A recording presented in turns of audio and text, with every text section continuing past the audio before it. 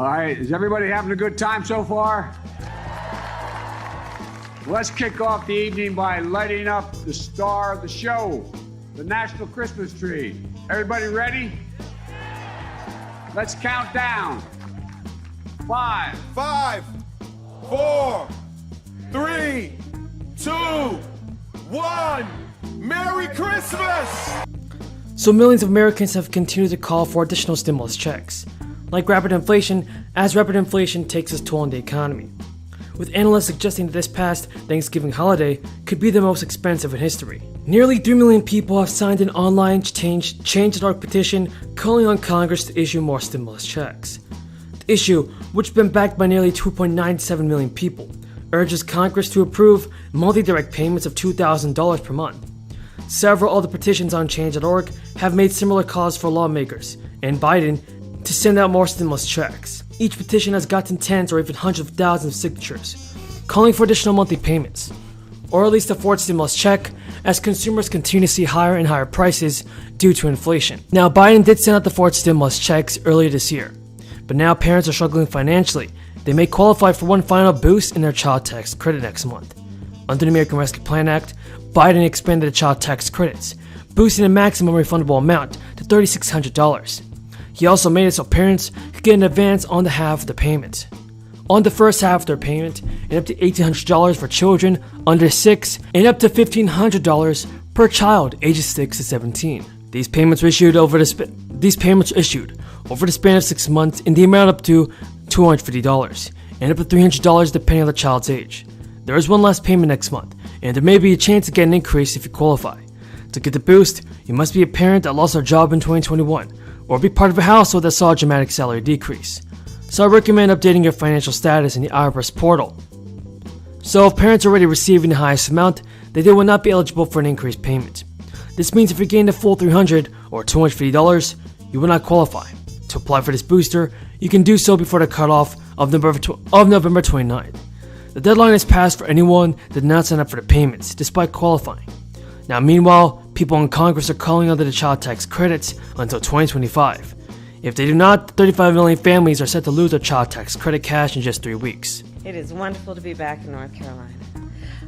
Shonda, I want to thank you for your skill, for your knowledge, for showing us around today and just increasing our enthusiasm and excitement for what's happening here in this state and around the country, both because of the skilled workers who actually make it all come together, but also because of the innovation that we are seeing every day, and certainly here at this facility. I want to thank Secretary Pete Buttigieg, where are you? There you are, for joining me today and for serving our nation as the Secretary of our Department of Transportation. You've been doing extraordinary work, and thank you for that. Also traveling with me today is Congresswoman Alma Adams, and I want to thank you, Congresswoman. I will say to your home state that I see the Congresswoman in the halls of Congress, in the White House. She is always fighting for the people of her district and the people of North Carolina, whether the cameras are on or the cameras are off. So thank you for your leadership. Thank you. And of course, Governor, it is always good to be with you. It is always good to be with you. And Mayor, thank you for hosting us. So this is a day that we are celebrating, as we will continue to do, the passage of the Infrastructure Investment and Jobs Act. And North Carolina, you know well, leaders like Congresswoman Adams, like Governor Roy Cooper, like Mayor Vi Lyles, like all of the state and local elected officials who are here today, leaders like Senator Richard Burr and Senator Tom Tillis, all made it possible for me and the President to turn the bipartisan infrastructure deal into the bipartisan infrastructure law. Because of their work, because of our work together, America is moving again. Because ultimately, that's what infrastructure is all about, getting people moving. You know, the way I see it, infrastructure gives people what they need to get where they need to go. That's my definition of infrastructure. Help the people get where they need to go. And so think about the buses that are around us, the bus that's behind me. People rely on public transportation for all kinds of reasons. To get groceries, to get to school on time, to get to work on time, to get to church on time. For millions of Americans, public transportation is part of their day every day. And a bus stop within walking distance can make all the difference versus a bus stop you have to walk for half an hour to get to. And we all know what it means for someone to miss a bus by just 1 minute, and that it can mean being at least an hour late for work. All of these are issues that we will address by paying attention to the need to put resources into our public transit systems. And we all know that we're on one of these beautiful electric rail cars, but we all know what it's like to be on an outdated rail car.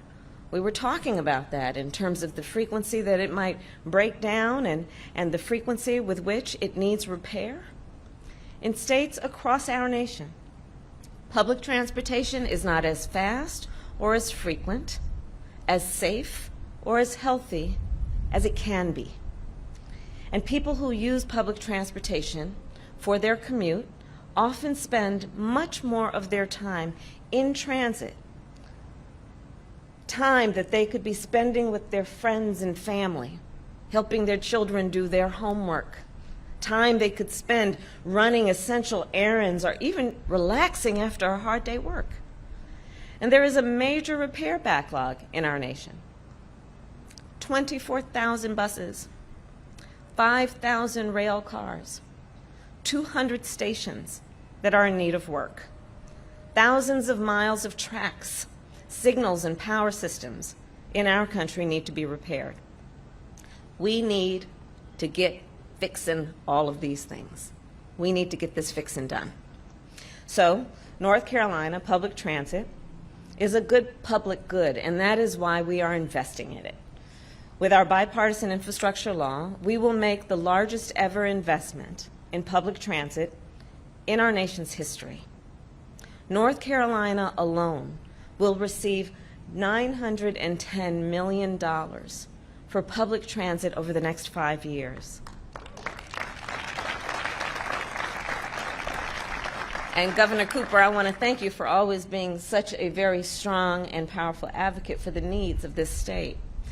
And for here in Charlotte, Mayor, well, you are doing extraordinary work, upgrading your bus system with more connections, more frequent service, and more electric buses.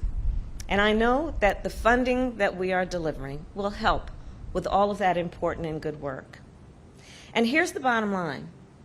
World-class cities like Charlotte deserve world-class transit systems.